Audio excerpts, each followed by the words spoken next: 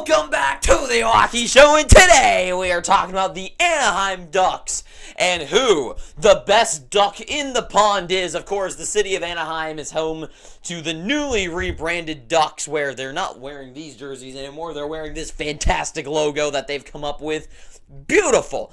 And with a beautiful new logo and the new beautiful set with the best, I don't care. If there is any award to be handed out, the best font in the NHL goes to, or in sports, I think for that matter, best font is the Anaheim Ducks. Those like word marks and the numbers, like absolutely stunning. Like you could dress those like numbers up that 91 Carlson wears. Put a goddamn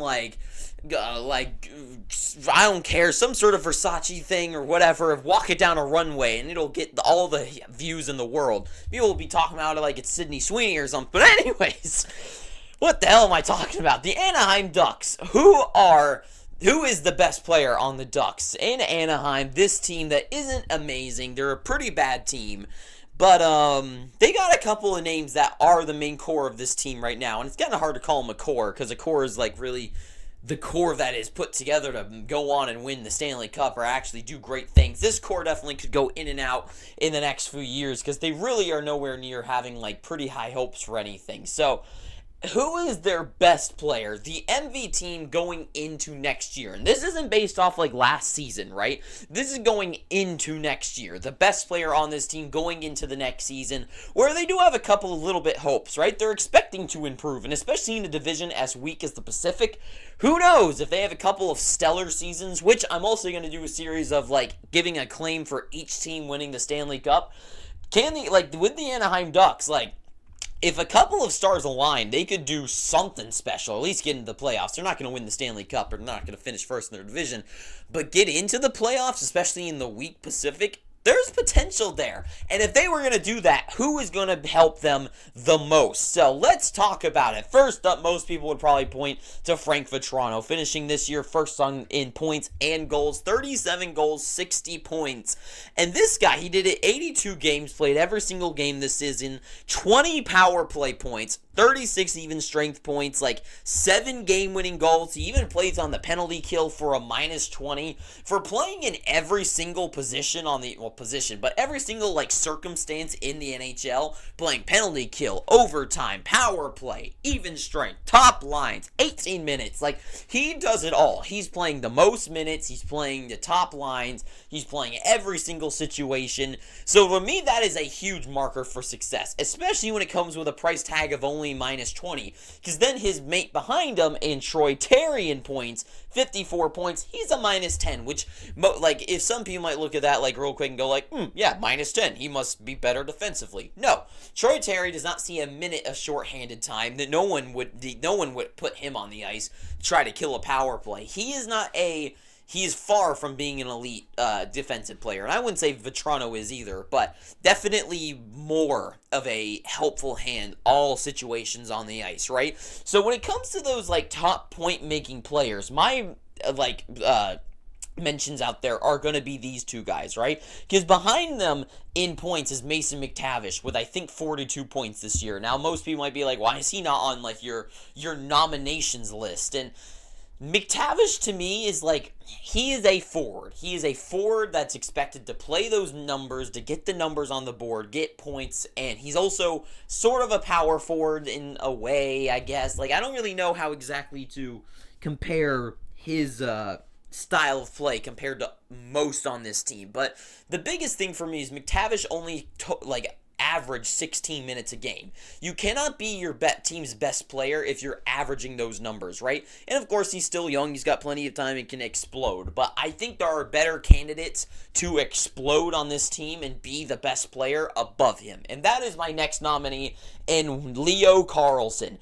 He had 29 points this year. 29 points is only 13 behind Mason McTavish, right, who had 42. 42 points to 29, right? That's only 13 points difference, and Carlson did it in 55 games. 29 points. You don't think that if he played the extra, like, 28 games or so, that 27 games left of the season, like, you don't think he could have amounted 13 extra points? I definitely would have seen that. And I don't really like the way that the Ducks did it. I don't really know why they would just cut his times, like, I don't know. I guess that's what they wanted to do. I don't see the whole point in it, especially since of how good Karlsson did. Sure, maybe for a player who's not quite NHL ready, but Karlsson showed it right here. And next year, I expect him to be allowed to play the full 82 games as long as he doesn't get injured. And to me, 82 games, especially with what he's now more used to the NHL, he's been tempted into it. Not tempted. What is it when you like slowly like put water on yourself before you get in the shower or the ocean to whatever that's called? I think it's called tempted, whatever. Karlsson, it feels like he's going to be prime, especially when it comes to that two-way game. That's why they drafted him. He's the big 6'3" center. Apparently, he's supposedly still able to grow, and he can play the body. He plays physical. He plays great two ways. He's a smart player.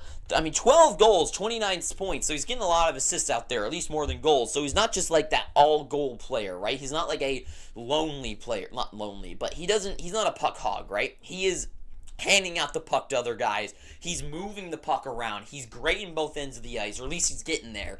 And on a abysmal team like the Ducks, I think he has the opportunity to be that. He might not be number one in points, but I do think he could be that number one all-around player.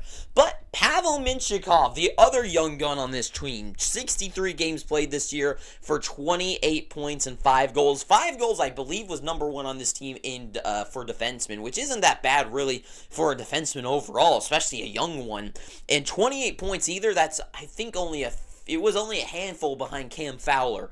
And to me, Mintyukov, 63 games played. I mean, he's basically almost at like half a point per game. So if he played a full season, I would have absolutely seen him get to at least maybe 40. I would have imagined he gets, a hot game or so. He gets up to like 42? Easily would have been number one on defenseman on this team, beating Cam Fowler. And when it comes to his two-way game, like both ends of the ice, he isn't abysmal in his own zone, and especially with the capability of him being able to succeed in both ends of the ice, he feels a lot likely to be able to grab that number one spot, right? So to me, it's like, these are my main nominees, right? I think McTavish is knocked out because in what he brings to the table, I think there's other players who are going to do better than him.